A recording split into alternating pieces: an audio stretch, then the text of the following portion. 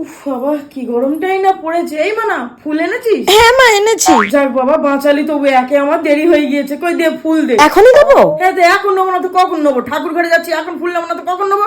ফুল দে। এই নাও। কি ফুল এনেছিস তুই?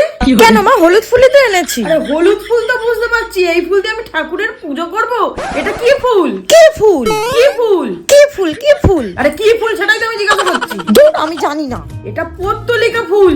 এই ফুল দিয়ে আমি ঠাকুরের পুজো করব? হ্যাঁ রে। তার ফুল কোথায় এই পাবো? তো, তুই তো তোর বাবার মতো চোখে দেখতেও পাবি না তুই। হলুদ চাপা ফুল ফুটে আছে না ছাদের কাছে, আমি ওই ফুল আনতে বলেছিলাম। আর তুই কিনা বেকার বেকার এই ছাদ থেকে এত সুন্দর পত্তলিকা ফুল তুলতে গেলি। ছাদে তো কত ফুল আছে। কত ফুল আছে তো তোর কি? কত ফুল আছে বলে তুই গাছ থেকে যা ইচ্ছে তাই ফুল ছিড়বি? কত কষ্ট করে ওই গাছগুলো যত্ন করে আজকে বড় করছি তুই জানিস?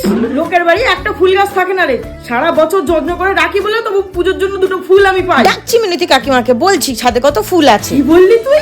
মিনতি